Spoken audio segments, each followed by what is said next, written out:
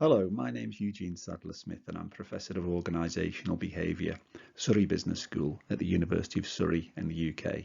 And it's my pleasure to be able to talk to you on the subject of the impossibility of artificial intuition.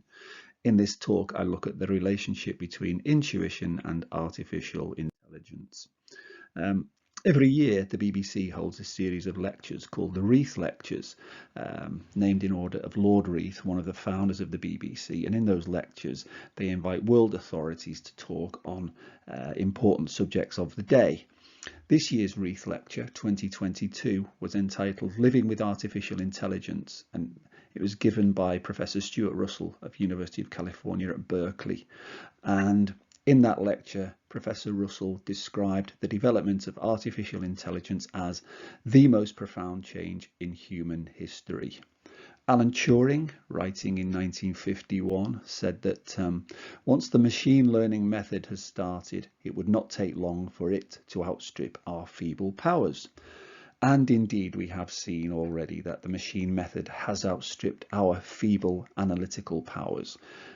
The question that I'm interested in this talk is, will the machine learning method, will artificial intelligence ever outstrip our prodigious but sometimes flawed intuitive powers? I'd like to begin with some background on artificial intelligence. It's not an area that I'm an expert in, but my understanding of the context is as follows, that there are different types of artificial intelligence. The simplest kind is mechanical artificial intelligence, which is good at crunching numbers. And then next we have analytical artificial intelligence, which is good at drawing inferences from data sets. And then we have intuitive artificial intelligence, which is good at sensing patterns in data sets. And then we have empathetic artificial intelligence, which reads emotions from human beings. So those four types become increasingly complex from mechanical through to empathetic. The field of affective computing has been around for several decades now, and affective computing, in other words, computing that is concerned with human feelings, utilizes human affect or human feelings to enhance a system's performance.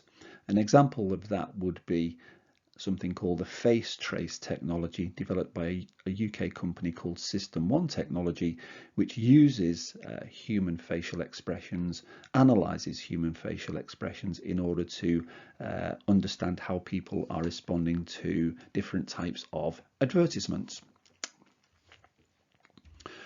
And then there are claims being made for artificial intuition and intuitive AI with systems such as DeepStack and a proprietary piece of software called artificial intuition.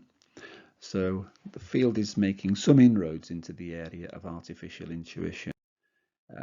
Some background on that. An interesting talk is Maurice Conti's talk, TED talk, called The Incredible Inventions of Intuitive AI, and in that talk Maurice Conti looks at how AI is being used in a generative capacity in engineering design. Essentially, AI is being used to generate many different alternatives around a design brief from which a human being chooses the one which best suits the problem. A company called Softech has made a claim that the fourth generation of artificial intelligence has arrived, and that fourth generation of AI is called artificial intuition. And then Sugar CRM have patented or developed a program, a system that they call artificial intuition, and it's being used in the marketing area in order to generate customer insights. Point about those three slides is that claims are being made for artificial intuition and intuitive AI by the industry. But how do those claims stack up? And will artificial intuition and intuitive AI ever be able to compete with human intuition? Well, before we consider that question, perhaps a good place to start is, what do we mean by intuition, or more precisely, what do we mean by human intuition? Well, there's Herbert Simon, one of the founding figures of artificial intelligence, and Simon is there with his chessboard because much of our current knowledge about intuition is based on Simon's early experiments many decades ago on expertise in chess. And Simon studied how chess masters can play chess intuitively. On the basis of his research, Simon defined intuitions as analyses frozen into habit and the capacity for rapid response through recognition. In other words, a chess expert weighs up the pattern of pieces on the board and responds intuitively and appropriately to the pattern with the best next move. Another definition of intuition, 30 years after Herbert Simon, is from the work of Eric Dane and Mike Pratt, and they defined intuitions as effectively charged judgments that arise through rapid, non-conscious and holistic associations. Their definition builds on Simon's definition because they've got in there holistic associations, which is essentially to do with pattern recognition and pattern matching, but they also build in the idea of affect or feeling. So intuitions are effectively charged judgments, commonly referred to, of course, as gut feelings or hunches. So those are two definitions that we frequently meet in the literature and which are very useful definitions.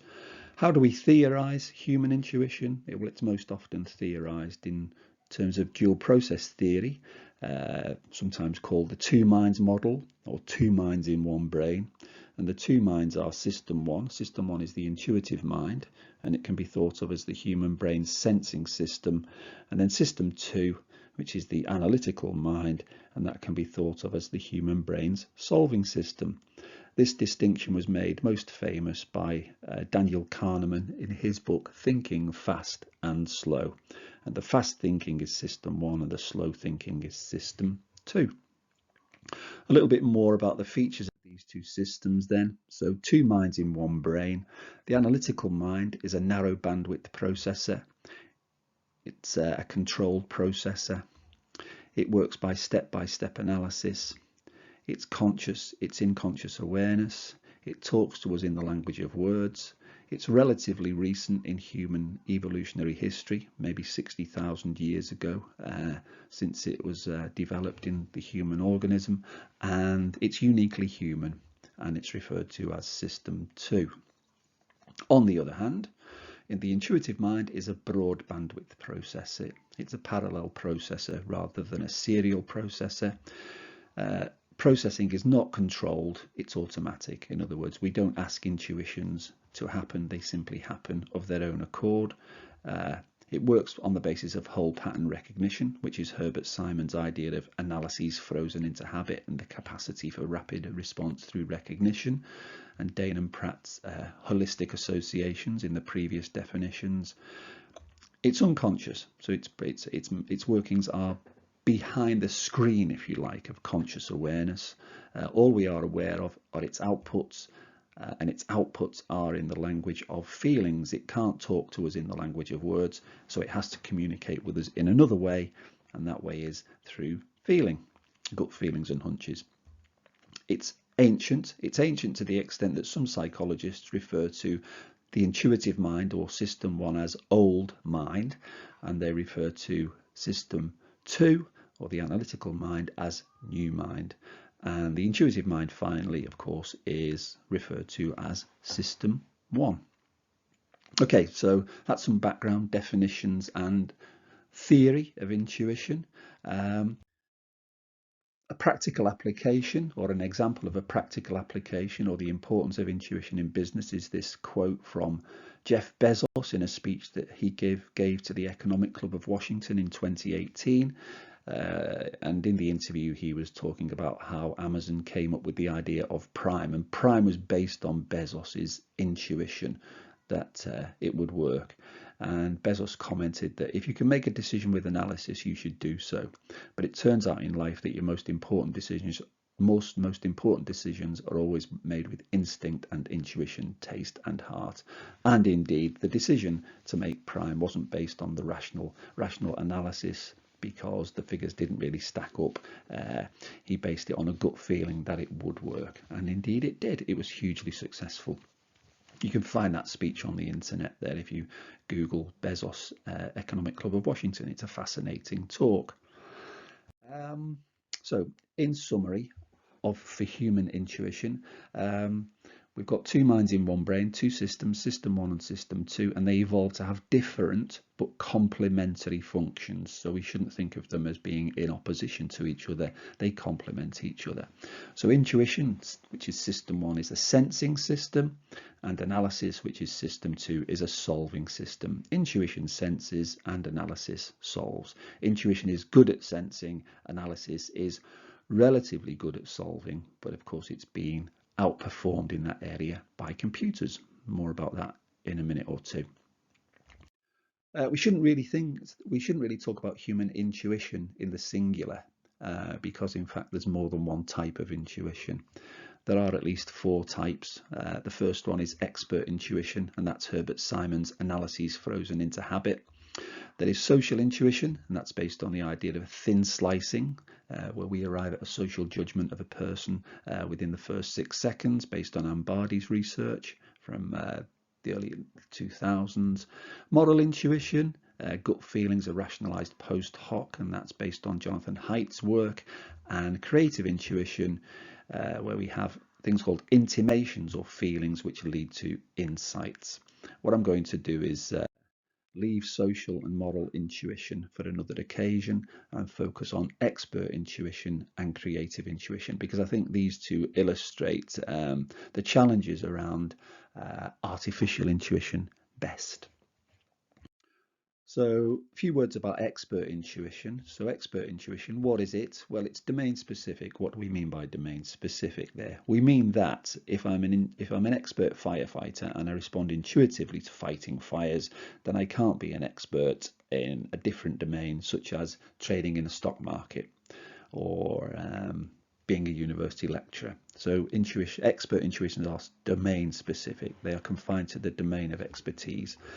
So it's an expertise-based response. It's based on non-conscious processing of information. They're activated. Expert intuitions are activated automatically.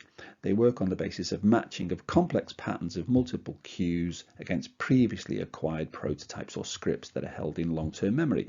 Why is there a picture of a firefighter there? That's because some of the most important work in this area was conducted by a psychologist called Gary Klein. Work that dates back to the 1980s, and Gary Klein discovered that firefighters or experienced firefighters didn't decide. They came up with a singular option and evaluated if it would work or not. In other words, expert firefighters, when confronted by a blaze, perceive a whole range of cues like the colour, the smell, the sound of the flames, and they come up with a singular option of how to deal with that fire. They evaluate it very quickly through a process of mental simulation to gauge whether or not it will work or not. If it will work, they carry it out. If it won't, they will move to the next option. So in this sense, firefighters do not decide between multiple options. They come up with a single option, and that's called the recognition prime decision model, and as I say, developed by Gary Klein based on work from the 1980s, but summarized in Klein's excellent book of 2003, Intuition at Work. So what are the possibilities for artificial expert intuition, if that's what we consider expert intuition to be? Well, algorithms can already beat human experts. We know that from work from almost 70 years ago by Paul Meehl, where he pitted very relatively simple algorithms against human experts in areas such as clinical diagnoses, predicting college grades, and he discovered that a simple algorithm can beat a human expert. Analytical and predictive AI already exist, for example, in the detection of financial fraud, and chess and the even more complex game Go have already succumbed to artificial intelligence in the form of IBM's Deep Blue. Deep Blue beat the world chess champion Garry Kasparov several decades ago now. So in terms of the possibilities for artificial expert intuition, perhaps we're there already. Perhaps we already have artificial expert intuition. I pose that as a question, not as a definitive statement. If we switch our attention, however, to a different type of intuition, creative intuition. What I'd like to do in the remainder of this talk is consider the possibilities for creative intuition. And essentially my argument is that perhaps creative intuition is an area in which human beings will retain an added value, a competitive advantage over machines. But let's explore that argument now. So the first thing to say about creative intuition is that it's not the same as an insight. It's not the same as a eureka moment or a light bulb moment. With an insight, we see the solution to the problem. That's the eureka moment, the light bulb moment, often after a period of incubation or delay or sleeping on the problem or going for a walk or in the shower where the light bulb comes on. Creative intuition, on the other hand, senses a solution to a problem. It's not a eureka moment. It's more like a kind of moment. Okay, that's interesting moment. That's I wonder kind of moment. It's where we have a sense that a solution might work. It can lead to an insight as well, but in that sense it precedes the insight. It's the sense of direction. With creative intuition, the dots are joined, but of course you do need to have the dots in place to join them in the first place. So creative intuition combines knowledge in novel ways, and it gives a sense of direction. So this is the distinctive feature of it. It's this idea of sensing the right direction in which to go.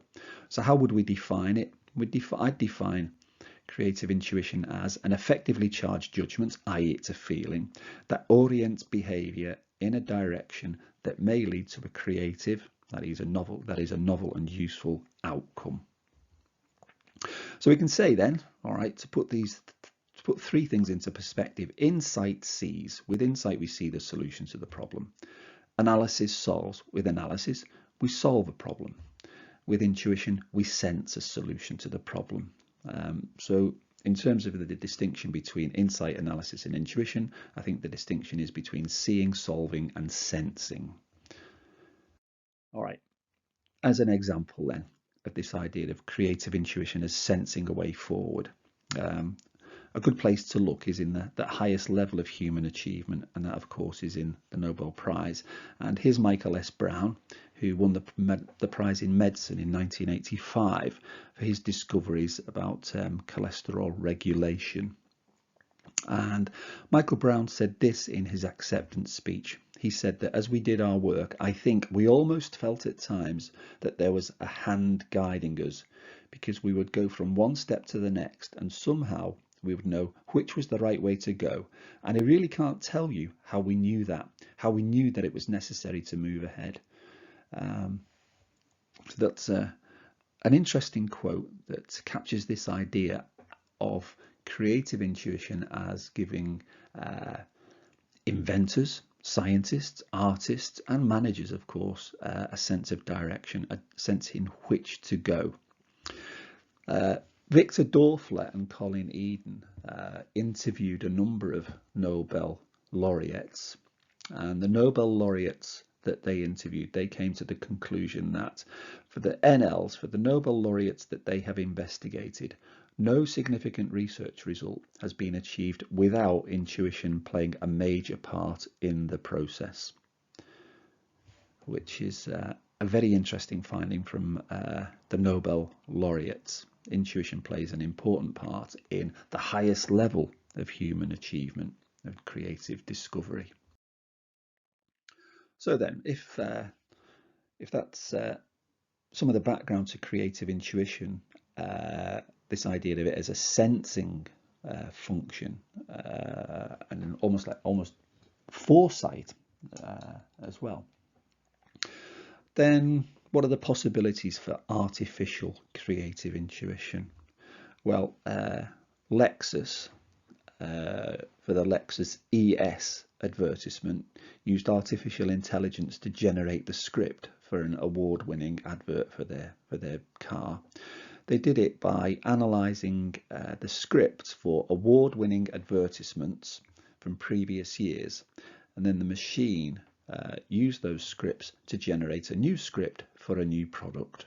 And you can find a Lexus ES advert on the internet, and it's well worth a watch. But the script was developed by artificial intelligence.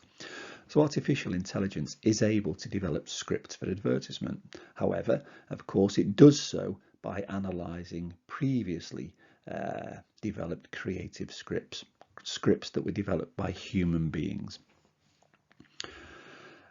Generative AI is used in engineering design. I referred earlier to the Maurice Conti talk, which I recommend to you. That's the idea of artificial intelligence developing multiple inventions for a given brief, and then a human being decided which one will work best to solve the problem. And we've got IBM's Deep Blue, which was the computer program that defeated Garry Kasparov at chess. But we've also got Deep Bark, apparently. And if you Google Deep Bark, it will give you a sample of computer-generated music in the style of the great German composer Johann Sebastian Bach from the Baroque era. And you can take it from me that the artificially developed Bach does sound remarkably like the real thing. The question that this raises, of course, is in the case of the Lexus advertisement, it was based on creative scripts that had been developed by a human being. Likewise, in the case of J.S. Bach's music, the computer was able to mimic Bach once it was given the rules that Bach used to create his music. It raises the question then, how far can artificial intelligence think outside of the box? Or does it simply think inside the box that human beings give to it? Here's an example from a piece of work by Gattis et al. There's a street scene, and what Gattis et al. Did was they gave the artificial intelligence a sample of 3 great artists. B is the English painter Turner, C is Van Gogh, and D is Munch. And they gave the machine a sample of Turner, a sample of Van Gogh, and a sample of Munch, and then they asked it to produce the street scene that you see in A in the style of Turner, B, in the style of Van Gogh, C, and in the style of Munch, D. And well, obviously the computer-generated images are in the style of Turner, Van Gogh and Munch, but whether or not they are creative in the sense of novel is a different question. The computer can paint, if you like, inside the box that is given to it, but can it think outside the box? Or can it think outside of the rules, and can it develop its own rules? Here are 2 paintings of vases of flowers, 2 still lives. They're both by the same painter. They're both by Picasso. The painting on the left was produced in the early stages of Picasso's career. The painting on the right was later, when he'd moved into Cubism. What does this tell us about creativity? It tells us that creativity is about breaking the rules. So in moving from realistic representation to Cubist representation, Picasso broke the rules. In breaking those rules, you need to know what the rules are. Picasso was obviously an expert painter, and in breaking the rules, Picasso also made some new rules. He developed the rules of Cubism, which was a new movement in art that nobody had thought of before. It was Picasso and his fellow painter Georges Braque who made this innovative breakthrough. And I'm sure that a computer could compose a painting in the style of Picasso in a Cubist manner. But the important question, of course, is, could the computer have come up with the idea of Cubism in the first place? Would it be able to break the rules as well as simply follow the rules?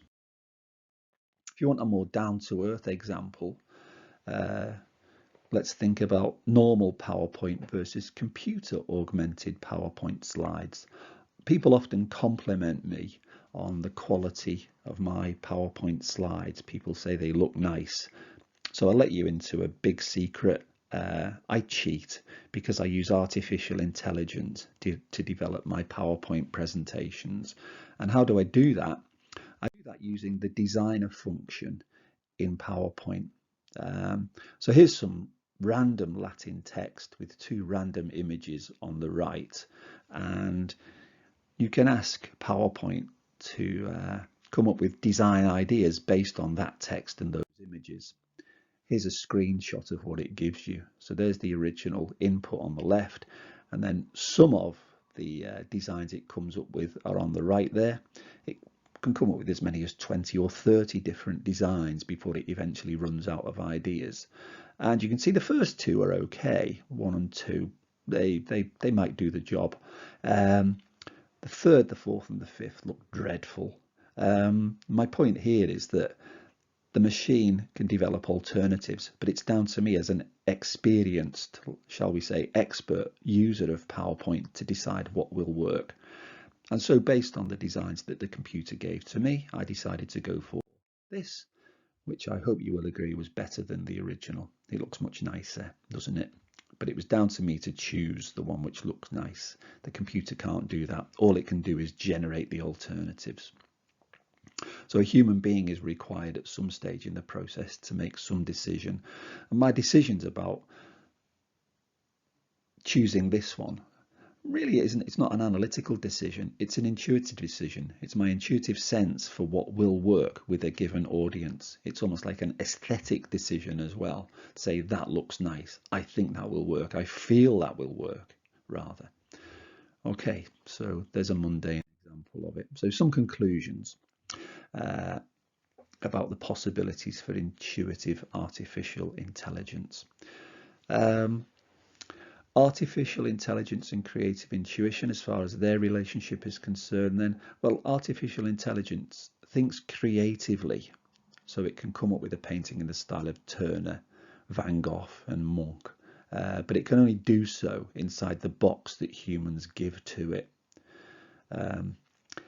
The other question that occurs to us, of course, is if creative intuition gives a scientist or an inventor or indeed an artist a sense of direction, can a computer ever sense direction?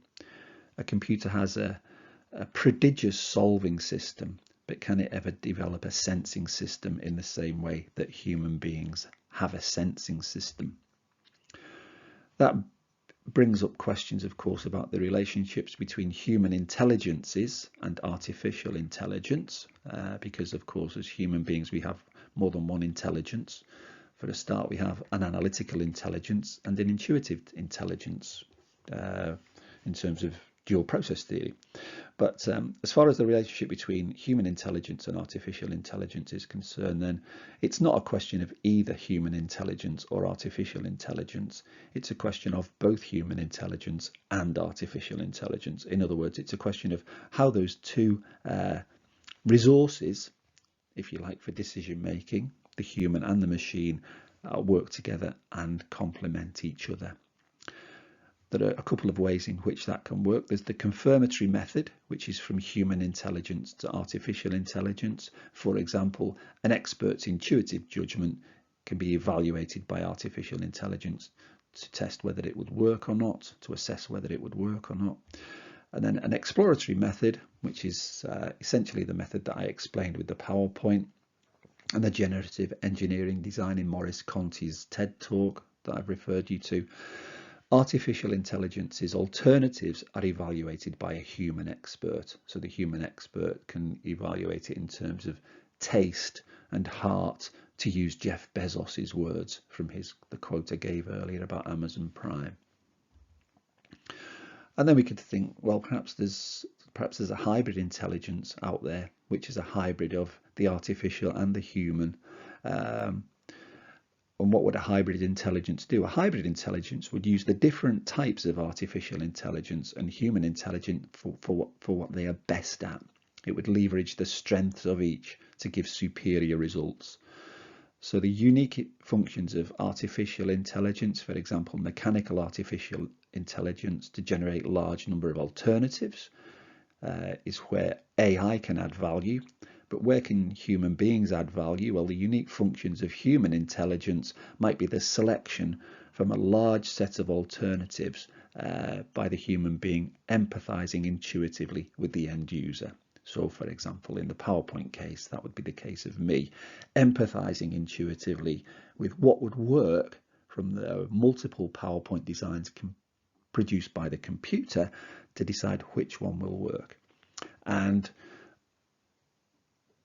reflecting back on that, of course, the result that you arrive at couldn't have been arrived at by artificial intelligence alone or by the human being alone. So there's a synergy at work here where artificial intelligence and human intelligence working together produce something that is a result that is greater than the sum of its parts. So this idea of the synergy working when humans and machines work together. Okay, so those are some of my thoughts about the possibilities for intuitive AI and the relationship between artificial intelligence and human intuition. Some applied work in this area. I did a project for a marketing consultancy called the Agency Partnership in the UK, and we looked at, is artificial intelligence and big data killing creativity in advertising and marketing? If you go to the Agency Partnership website there, you can download the report which presents the findings of our work into the question of, is AI and big data killing creativity? If you'd like to read more about this topic, well, Maurice Conti's TED Talk is excellent on the incredible inventions of intuitive AI. If you'd like to read more about artificial intelligence in scientific discovery and artistic creativity, I can recommend Markus Dusortoy's work, a book called The Creativity Code, in which he looks at artificial intelligence in areas as disparate as music and mathematics. And then if you'd like to read more about intuition in general and intuition and artificial intelligence in particular, then my new book, Intuition in Business, is about to be published later this year or early next by Oxford University Press. So I hope you've enjoyed the talk. It's been my pleasure and privilege to be able to present it to you. If you'd like to get in touch, please don't hesitate.